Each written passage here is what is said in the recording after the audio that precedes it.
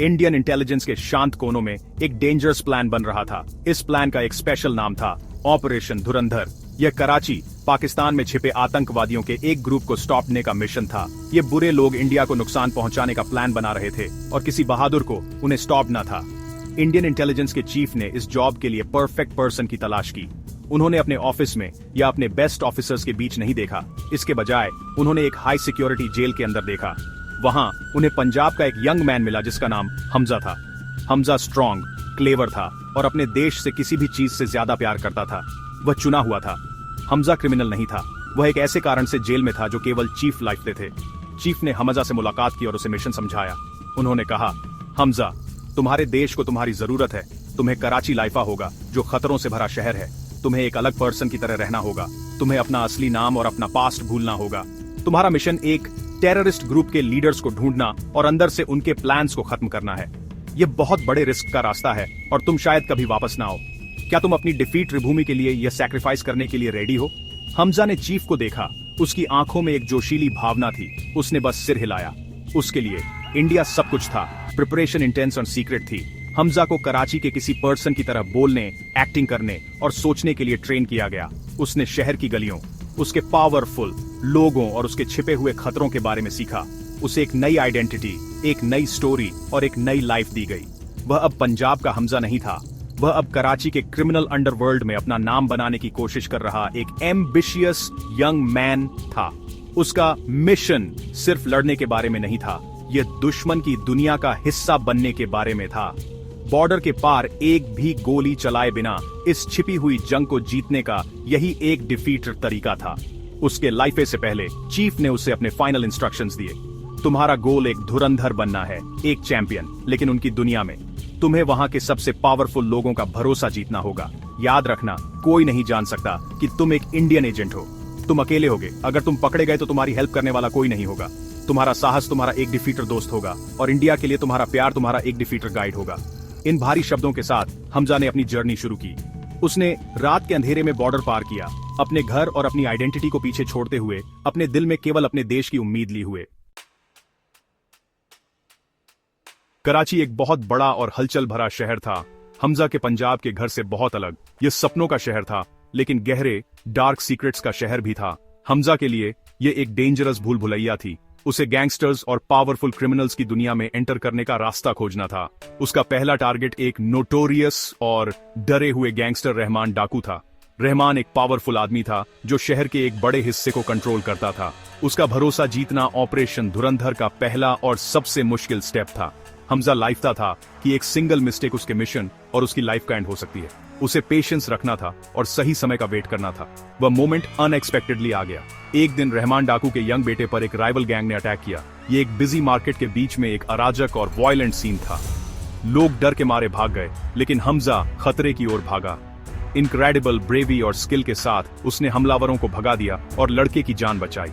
उसने यह फेम या पैसे के लिए नहीं किया। उसने यह इसलिए किया क्योंकि रहमान के करीब आने का यही उसका एक डिफीट चांस था। जब रहमान डाकू ने अपने बेटे को बचाने वाले इस बहादुर स्ट्रेंजर के बारे में सुना तो वह बहुत आभारी हुआ। उसने हमजा में एक निडर और लॉयल मैन देखा। रहमान डाकू ने हमजा को अपने ग्रैंड भारी गार्ड वाले मेंशन में बुलाया। उसने हमजा को देखा और कहा, तुमने मेरी सबसे कीमती चीज बचाई है। तुमने ऐसी लॉयल्टी दिखाई है जो मेरे अपने आदमियों में भी नहीं है। आज से तुम मेरी प्रोटेक्शन में हो। तुम मेरे लिए बेटे जैसे हो। यह वही मोमेंट था जिसका हमजा वेट कर रहा था।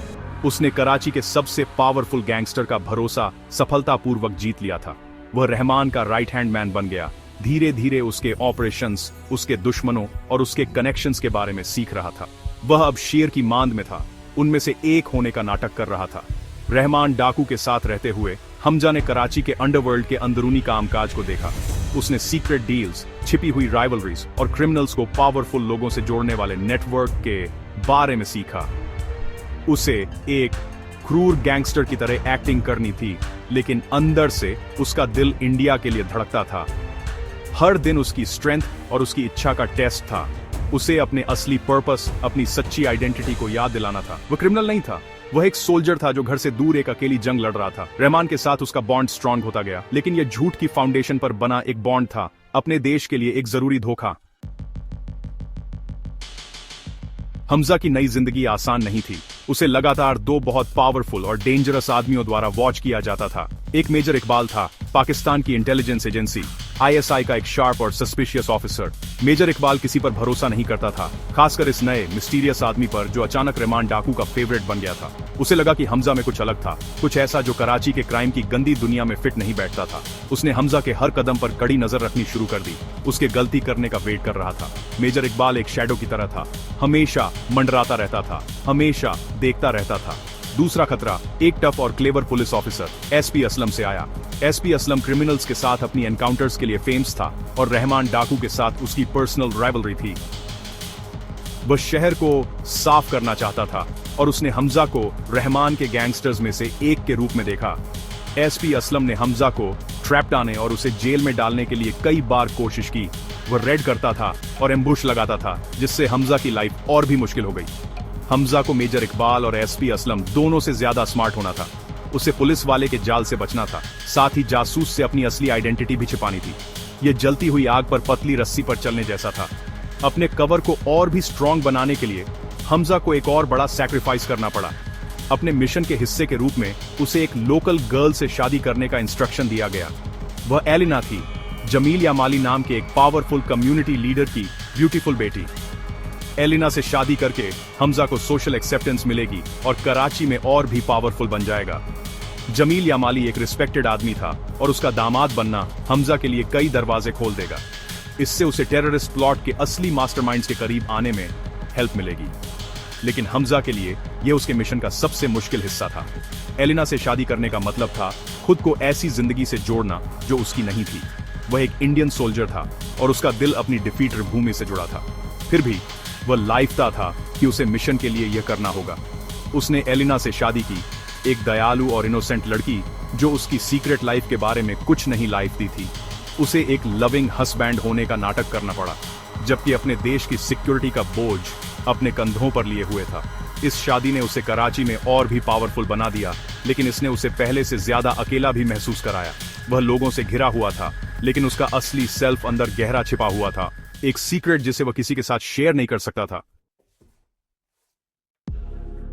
जैसे जैसे हमजा ने और गहराई से खोदा, उसे एक शॉकिंग ट्विस्ट का पता चला। उसका मिशन सिर्फ एक टेररिस्ट ग्रुप को स्टॉप करना नहीं था, ISI द्वारा ऑर्केस्ट्रेट किया गया और रहमान डाकू जैसे लोगों से भी छिपा हुआ असली प्लान बहुत बड़ा था। जिन आतंकवादियों को हमजा को ढूंढने के लिए भेजा गया था, वे बस कठपुतलियां थे। असली मास्टरमाइंड रहमान डाकू जैसे गैंगस्टर्स का इस्तेमाल अराजकता पैदा करने के लिए कर रहे थे और उनका अल्टीमेट गोल इंडिया के खिलाफ एक बड़ा अटैक शुरू करना था। मेजर इकबाल सिर्फ एक सस्पिशियस ऑफिसर नहीं था, वह इस डार्क और डेंजरस गेम में एक की प्लेयर था। हमजा को एहसास हुआ कि उसकी असली लड़ाई खुद पावरफुल ISI के खिलाफ थी। सिचुएशन और भी कॉम्प्लिकेटेड हो गई।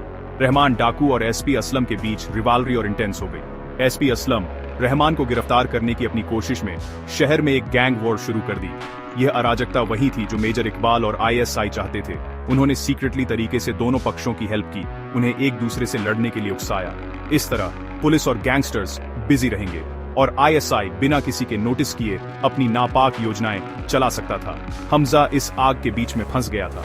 उसे अपने कवर को बनाए रखने के लिए रहमान को प्रोटेक्ट करना था, जबकि यह भी सुनिश्चित करना था कि SP असलम उसकी असली आइडेंटिटी का पता न लगाए। हमजा ने इस अराजकता का फायदा उठाया। उसने सीक्रेटली तरीके से इंडिया को इंफॉर्मेशन पास करना शुरू कर दिया। उसने ISI की छिपी हुई योजनाओं, असली आतंकवादियों के ठिकाने और प्लान किए गए अटैक के डिटेल्स के बारे में कोर्ट में मैसेज भेजे। उसने शैडो में काम किया, एक सच्चा देशभक्त जो एक अनदेखा युद्ध लड़ रहा था। उसे मेजर इकबाल को मात देनी थी, रहमान और SP असलम के बीच के कॉन्फ्लिक्ट को मैनेज करना था और अपनी जान बचानी थी, जबकि एक लॉयल गैंगस्टर होने का नाटक भी करना था। उसके एक्शंस सस्पेंस और खतरे से भरे थे। हर डिसीजन उसका आखिरी हो सकता था, लेकिन अपने देश के विचार ने उसे अथाह स्ट्रेंथ दी। हमजा ने तुरंत खतरे को सफलतापूर्वक रोक दिया, अपने देश को एक भयानक डिजास्टर से बचाया। लेकिन उसका मिशन अभी खत्म नहीं हुआ था। उसने एक बहुत बड़ी कॉन्स्पिरेसी का सिर्फ एक छोटा सा हिस्सा उजागर किया था। मेजर इकबाल अभी भी आजाद था और ISI का नेटवर्क अभी भी एक्टिव था।